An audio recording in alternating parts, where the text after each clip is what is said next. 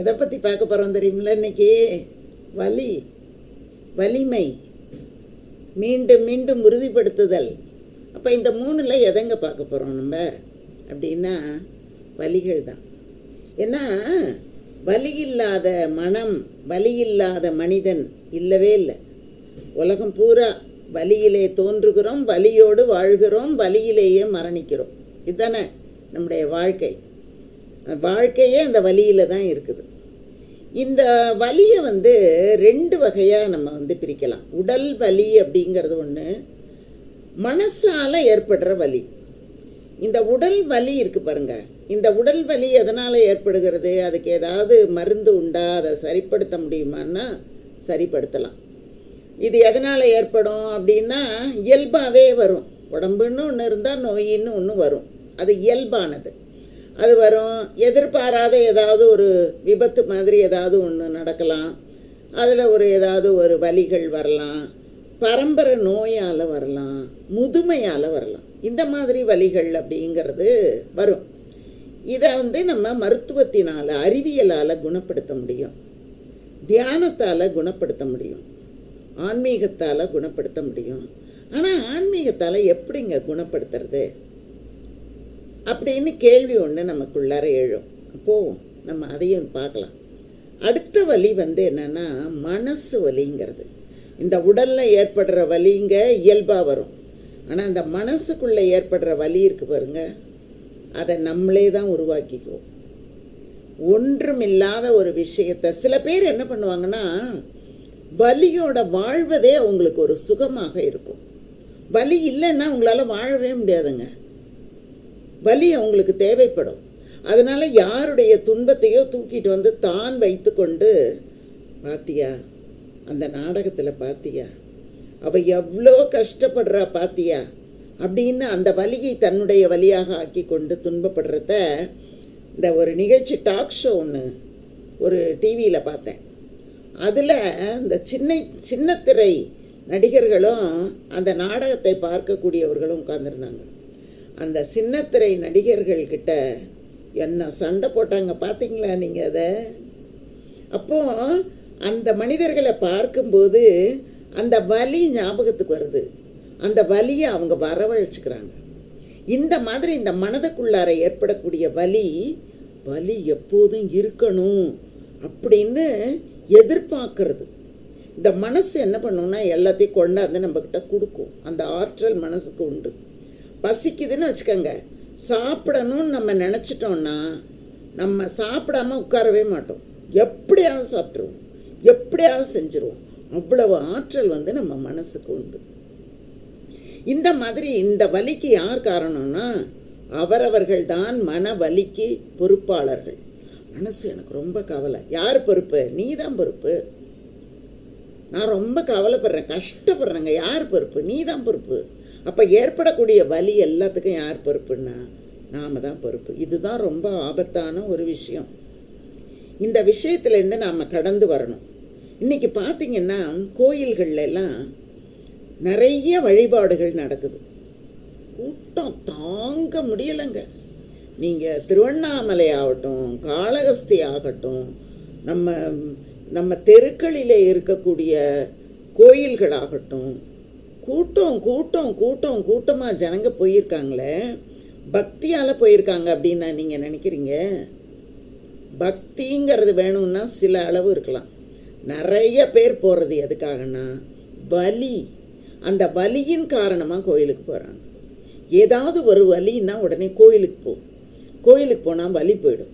எப்படி கோயிலுக்கு போனால் வலி போயிடும்? வலியை தான் நம்ம வரவழைச்சிக்கிறோம், வலியோடையே வாழுறோம். வலி இல்லைன்னா வாழ முடியல. அப்படி இருக்கும்போது கோயிலுக்கு போனால் வலி போயிடுமா அப்படின்னா போகாது.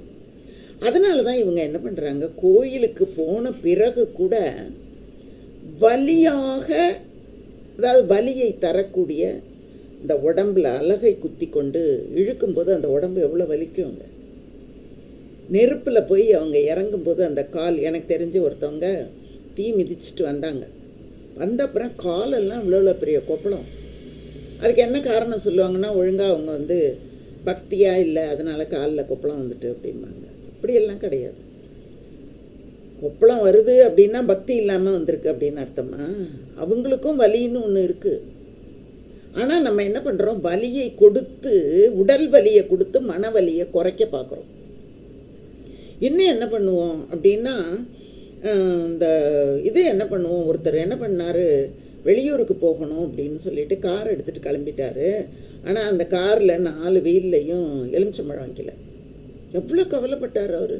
எலுமிச்சம்பழம் வைக்கலை, இன்றைக்கி ஏதாவது ஒரு ஆக்சிடெண்ட் ஆனாலும் ஆகிடும், ஏதாவது பயந்தது மாதிரி ஆகிடும், அந்த டயர் வெடிச்சு போயிடும், ஏதோ ஒன்று புலம்பிக்கிட்டே வர்றாரு.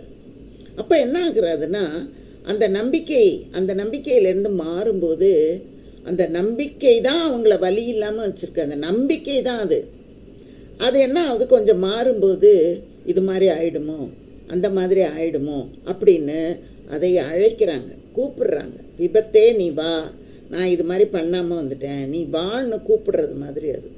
அப்போது இவங்க செய்யக்கூடிய எல்லாமே இவங்களுக்கு ஒரு வலியை தரக்கூடியதாகவே இருக்கிறது. உண்மையாக கடவுளை தேடுறவங்களுக்கு தெரியும், வலிங்கிறது வாழ்க்கையில் இருக்க தான் இருக்கும். வலியை கடந்து போய் தான் நாம் இறைவனை தேட முடியும். வலியை ஒரு பக்கம் நகர்த்தி வச்சிடணும். நீ அப்படி இரு கொஞ்ச நேரம், நான் அப்புறம் உன்னை பார்த்துக்கிறேன் அப்படின்ட்டு வலியை நகர்த்தி வைத்து விட்டு தான் ஆன்மீகத்தில் நாம் இறை வழிபாட்டுக்குள்ளார மூழ்கி இருக்க முடியும். ரமண மகரிஷி அப்படி தான் இருந்தார். அவருடைய முழங்கையில் எவ்வளோ பெரிய ஆப்ரேஷன் நடந்தது, அவருக்கு எப்படிப்பட்ட ஒரு நோய் வந்தது, ராமகிருஷ்ண பரமஹம்சருக்கு எப்படிப்பட்ட நோய், விவேகானந்தருக்கு எப்படிப்பட்ட நோய், நம்ம யோகிராம் சுரத்குமார் அவர் எவ்வளோ நோயில் இருந்தார். எல்லாருக்கும் நோய் வலி இருக்குது. உடலால் வந்த வலியும் இருந்தது, மனசால் வந்த வலியும் இருந்தது. என்ன பண்ணாங்க, புறம் தள்ளினார்கள். போ, உலகம்னு இருந்தால் சூரியன் இருக்கிற மாதிரி, சந்திரன் இருக்கிற மாதிரி, மழை இருக்கிற மாதிரி, இடி இருக்கிற மாதிரி வலி இருக்கும், போ அந்த பக்கம் போ அப்படின்னு எல்லாத்தையும் தள்ளி விட்டுட்டார். எல்லாத்தையும் தள்ளி விட்டுட்டு ஆன்மீக தேடலில் அவங்க ஈடுபடும்போது அவங்க இறைவனை சென்று அடைந்தார்கள். நாம் என்ன பண்ணுறோம், விரதம் உண்ணாவிரதம் இருக்கோம், சாட்டையால் உடம்புல அடிச்சுக்கிறோம், என்னென்னமோ செய்கிறாங்க. எனக்கு அதெல்லாம் பார்க்கும்போதே எனக்கு என்னது இப்படியெல்லாம் பண்ணுறாங்களே அப்படின்னு பயமாக இருக்கும் எனக்கு. அந்த மாதிரியெல்லாம் அவங்க பண்ணும்போது அது ஒரு நம்பிக்கை தானே தவிர அது ஆன்மீக தேடல் கிடையாது. அதன் மூலம் அவங்க இறைவனை அடைய முடியாது. இறைவனை அடையணும்னு நாம் நினச்சோன்னா வலியை நகர்த்தி வைக்க பழகி கொள்ள வேண்டும். வலி இல்லாமல் வாழணும் அப்படிங்கிற ஒரு எண்ணத்தை உள்ளத்துக்குள்ளார உண்டாக்கிக்கணும். இந்த வலி என்னை எதுவும் செய்யாது, வலியால் நான் எதுவும் ஆக மாட்டேன், இந்த வலியை விட நான் வலிமை மிக்கவன், என்னோடு இறையாற்றல் இருக்கிறது, இந்த வலியை விட நான் மிகப்பெரிய வலிமை உடையவன் அப்படின்னு நினச்சிக்கிட்டு அந்த வலியை என்ன பண்ணணும், தூரத்தில் தூக்கி வச்சிடணும். இப்போ பாருங்கள், ஒரு 2 செய்தியோடு அதை நிறைவு பண்ணிடுறேன். சாப்பாட்டில் மகிழ்ச்சியை தேடிக்கொண்டே இருந்தோன்னு வச்சுக்கோங்களேன், ஒரு கட்டத்தில் அது திகட்டி போயிடும். ஒருத்தனுக்கு அல்வா பிடிக்குது, காலையில் மத்தியானம் ராத்திரிக்கு திரும்பும் போதெல்லாம் அல்வா, 4 நாளைக்கு அதே அல்வான்னு கொடுத்தா அவன் அல்வா பக்கம் தலை வச்சு படுக்க மாட்டான். எதெல்லாம் நம்ம நாக்குக்கு இன்பம் தருதோ அது எல்லாம் கடைசியில் துன்பத்தை உண்டாக்கும். வயிற்று வலி, வயிற்றுப்போக்கு, இந்த மாதிரி அலர்ஜி எல்லாத்தையும் உண்டாக்கிடும். அந்த மாதிரி உடலால் ஏற்படக்கூடிய மகிழ்ச்சி, சில பேருக்கு உடம்பால் சில மகிழ்ச்சி, இந்த மது அருந்துறது, அந்த இது உணவுக்கும் சரி, அது இதுக்கு உடம்புக்கும் சரி. அதை மாதிரியே பண்ணும்போது என்ன ஆகும்னா ஒரு இயலாமை, ஒரு அயற்சி வந்துடும். அதுவும் பயன் தராது. உணர்வு, அந்த உணர்வால் ஏற்படக்கூடிய இன்பமும் அலுத்து போயிடும். அதனால் நம்ம என்ன பண்ணணும்னா, தேவையில்லாத துன்பங்கள் என்னன்னு பார்த்து தூக்கி எரிஞ்சிடணும் எல்லாத்தையும். இதெல்லாம் நம்மளால ஒன்றும் பண்ண முடியாது, போய் தொலை அப்படின்னு தூக்கி போட்டுருணும். வலிகளை எல்லாம் புறக்கணிச்சிடணும். எந்த வலி வந்தாலும் சரி, ஊர் உலகத்தில் எல்லாருக்கும் இருக்குது, அதனால் அது ஒரு முக்கியமானது இல்லைன்னு தூக்கி போட்டுருங்க. அதுக்கப்புறம் ஆனந்தமாக வாழ பழகுங்கள் அப்படின்னு சொல்கிறதுக்காக தான் நான் இன்றைக்கி இதை தேர்ந்தெடுத்தேன். எப்போதுமே வலிகள்ங்கிறது வந்துக்கிட்டே இருக்கும், அதுக்கு நம்ம முக்கியத்துவமே கொடுக்கக்கூடாது. முக்கியத்துவம் கொடுக்காம பேரின்பத்தை நோக்கி நாம் போகணும். சிற்றின்பத்தில் இருக்கிற வரைக்கும் தான் துன்பம். பேரின்பத்தை நோக்கி நாம் மனம் நகர ஆரம்பித்தால் அது நமக்கு மகிழ்ச்சியை தரும். சரிங்களா? நன்றி, வணக்கம், வாழ்க வளமுடன். தொடர்ந்து பாருங்கள். சரியா?